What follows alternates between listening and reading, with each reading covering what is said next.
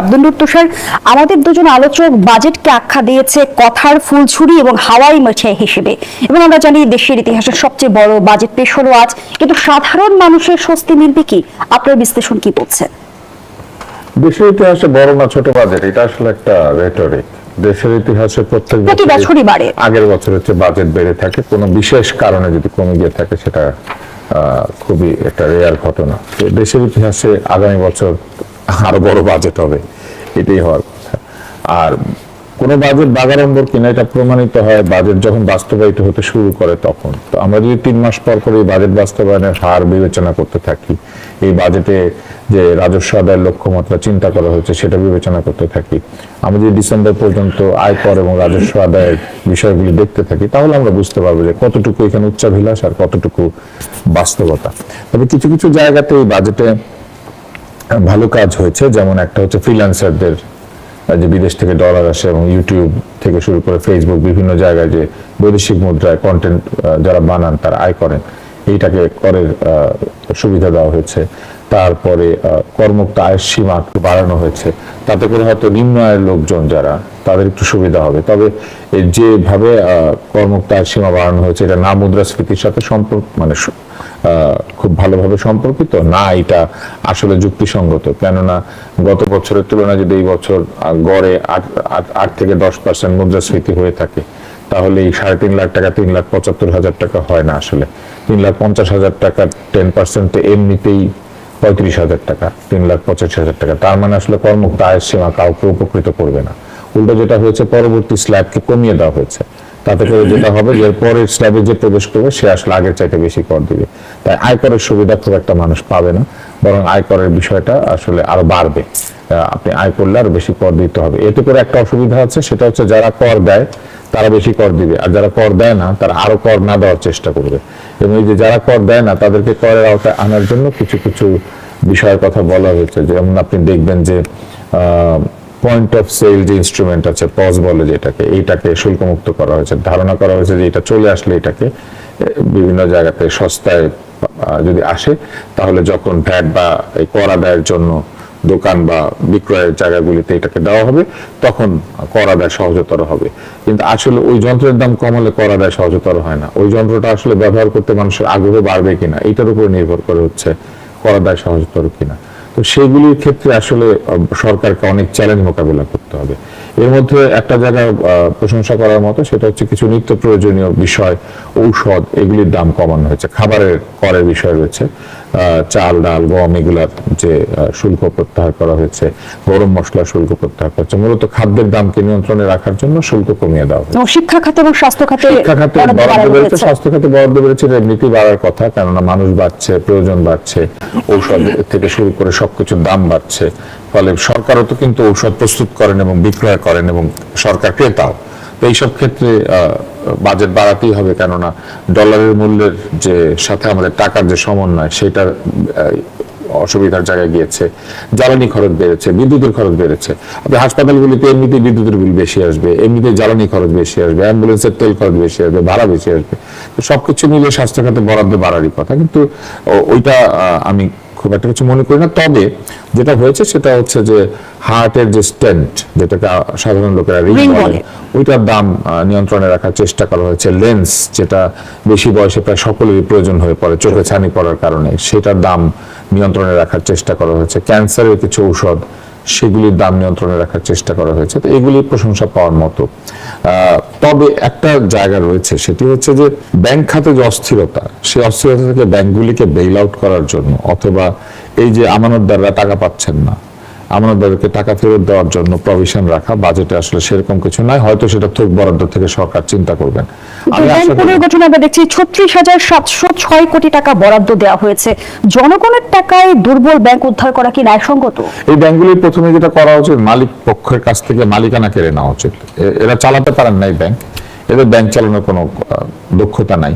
ফলে আমি মনে করি এই ব্যাংকের এই ফেইল্ড মালিক, যারা জনগণের টাকা নিয়ে লুটপাট করেছেন, লুটপাট হতে দিয়েছেন, এদের সকলকে এই সব ব্যাংকগুলি থেকে বের করে দেওয়া উচিত, এবং তাদের কাছ থেকে ব্যাংক সরিয়ে নিয়ে এই ব্যাংকগুলির মালিকানায় পরিবর্তন, এফিশিয়েন্ট লোকজন দিয়ে এটা চালানো উচিত। মালিক একই থাকবেন, আমরা আমাদের পয়সা দিয়ে মালিকদেরকে উদ্ধার করবো। একবার আমাদের টাকা চুরি করলো, আবার এখন আমাদের টাকা দিয়ে ব্যাংককে উদ্ধার করবে, তারপর ওনারাই মালিক থাকবেন, এটা কোনোভাবেই হতে পারে না, এটা একদম ঠিক না।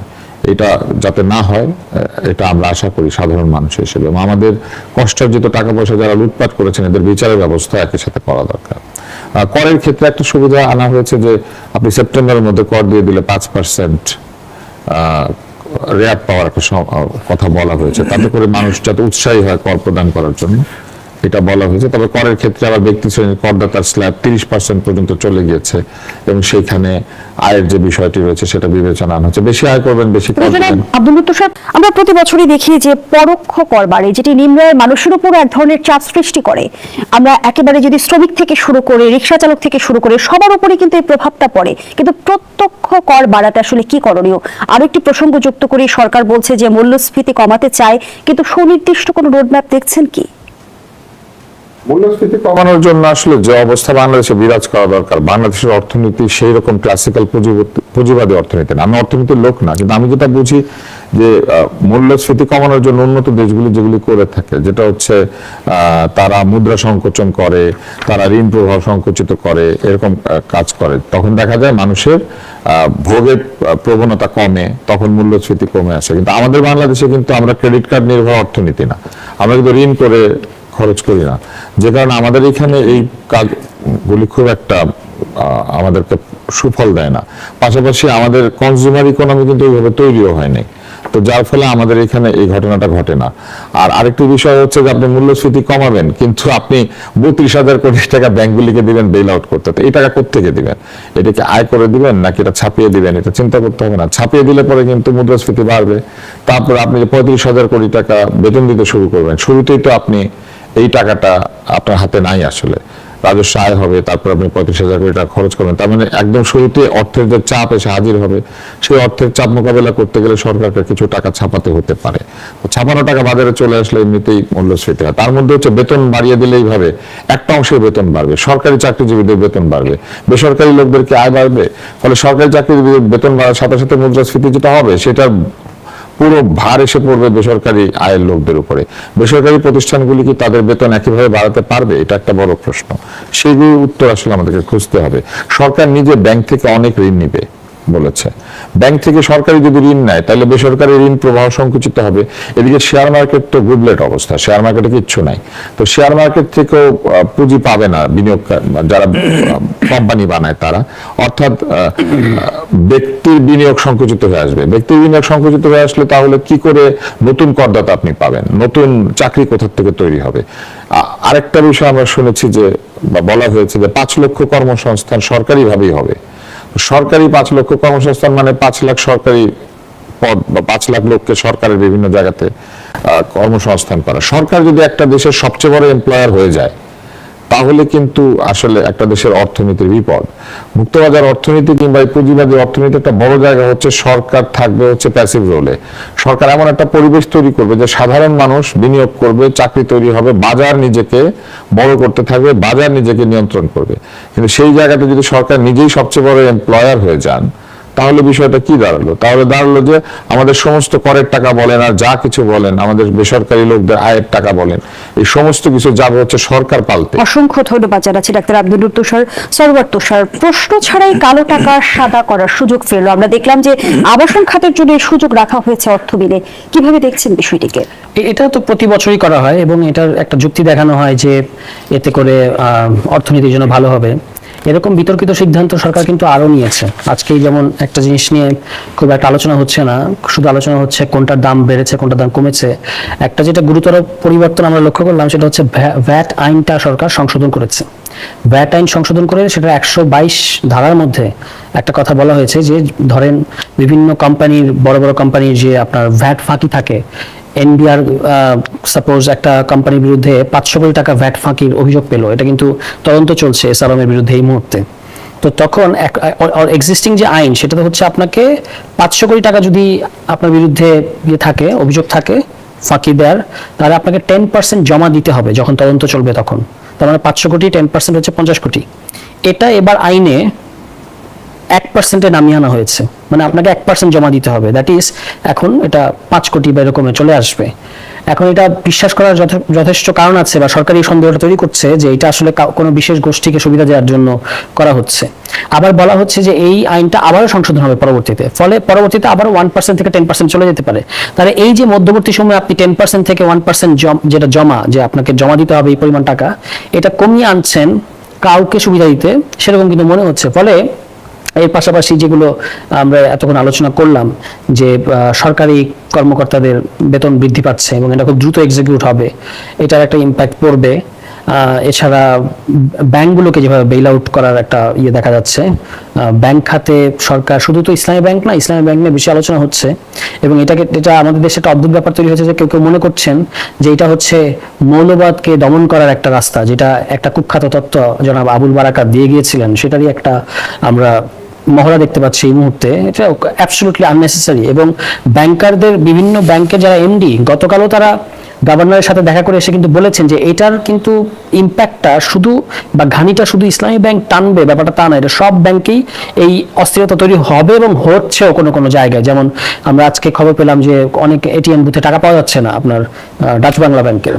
ফলে এই যে একটা, এবং সবচেয়ে বড় যেটা মানে অ্যালার্মিং, সেটা হচ্ছে গতকালকে স্বরাষ্ট্রমন্ত্রী ভুল তথ্য দিলেন সংসদে আরডিএস প্রকল্পের ব্যাপারে ইসলামী ব্যাংকের। তিনি তো খুব, যখন কথা বলেন খুব আত্মবিশ্বাসের সাথে বলেন, ফলে এটাকে অপোজ করা খুব কঠিন, আর সবার কাছে তো সবসময় তথ্য থাকে না। ফলে তিনি বললেন যে 22,000 কোটি টাকা এই নির্বাচনের আগে 22,000 কোটি টাকা নাকি ঋণের নামে নেওয়া হয়েছে, এটা উনি জামায়াতকে ইঙ্গিত করেই বলেছেন, এবং এটা ভোটারদের মধ্যে বিলি করা হয়েছে। অ্যাবসলিউটলি ভুল তথ্য। আমি আপনাকে শুধু কয়েকটা পরিসংখ্যান দিই। 1995 সাল থেকে আজকে পর্যন্ত 2025 সাল পর্যন্ত, এই 31 বছরে, টোটাল 31 ইয়ারে এই ইসলামী ব্যাংকের এই প্রকল্পের আওতায়, আরডিএস এর আওতায় 66,666 কোটি টাকা ঋণ দেওয়া হয়েছে, অর্থাৎ 67,000 কোটি টাকা। তাহলে আপনি ভেবে দেখেন, 31 বছরে 67,000 কোটি টাকা ঋণ দেওয়া হয়েছে, শুধু 2024-25-এর 1.5 বছরের মধ্যে 22,000 কোটি টাকা ঋণ দেওয়া হয়েছে। এটা কি বিশ্বাসযোগ্য?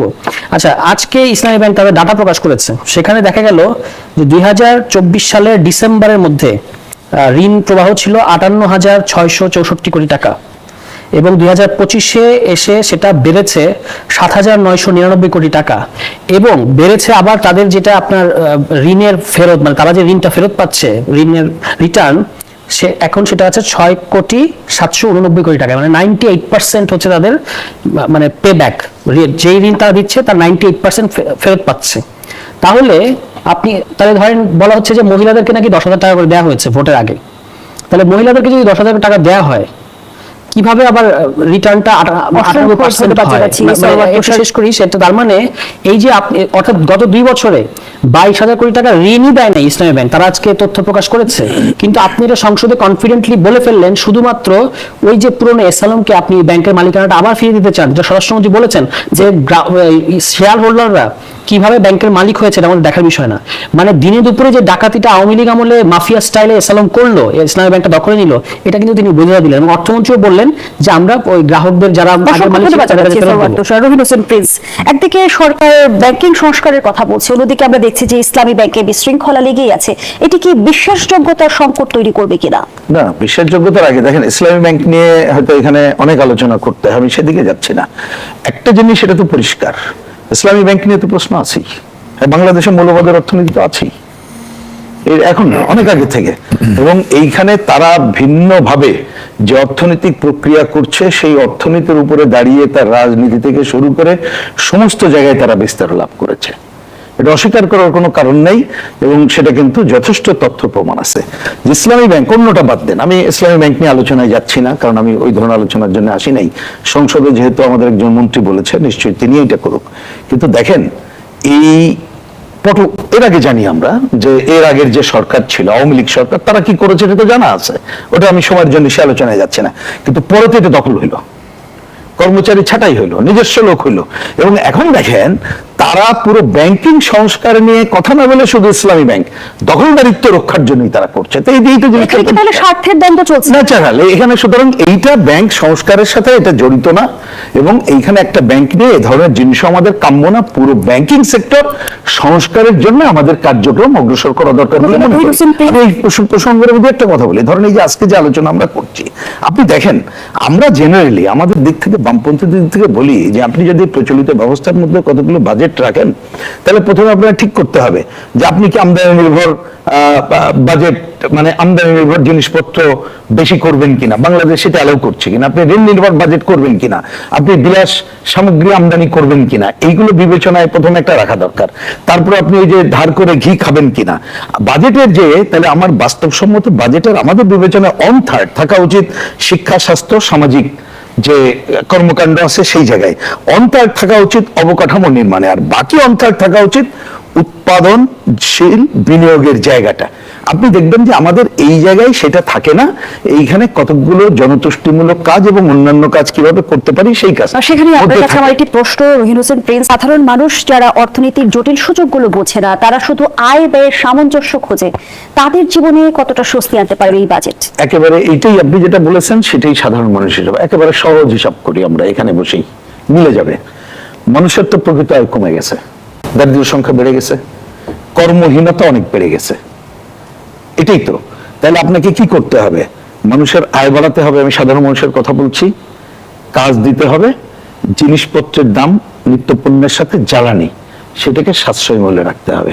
কিন্তু এই বাজেটে এখন পর্যন্ত আমি যতটুকু দেখতে পেলাম বা বুঝতে পারলাম, তাতে এ ধরনের আশার কোনো কিছুই দেখছি না।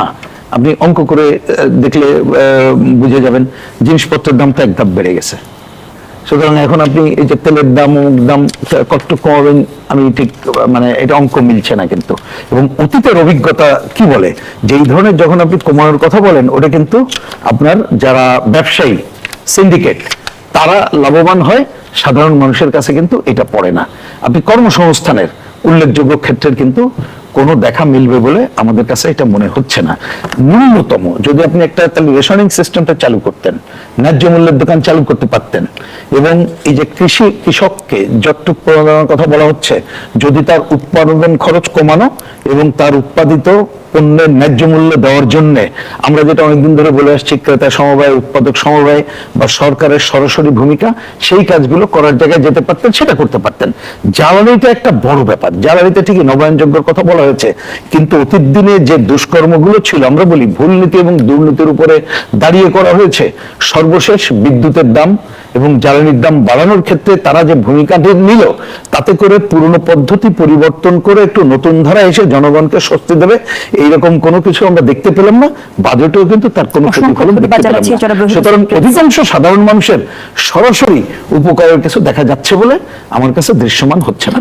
সৌরভ তুষার, বাংলাদেশের জ্বালানি খাত ধীরে ধীরে আমদানি নির্ভর হয়ে উঠেছে এবং মধ্যপ্রাচ্য যুদ্ধ কিন্তু আমাদের চোখে আঙুল দিয়ে সে বিষয়টি বুঝিয়ে দিয়ে গেছে। নতুন বাজেট এই সংকট কাটাতে কতটা সহায়ক হবে? এই সংকট কাটাতে একেবারেই সহায়ক হবে না। আমরা জ্বালানি বলতে যেটা বুঝি সেটা হচ্ছে যে আমরা ভর্তুকি দিয়ে দিয়ে কিনে নিয়ে আসবো এবং এখানে দেশে দাম বাড়িয়ে দেব।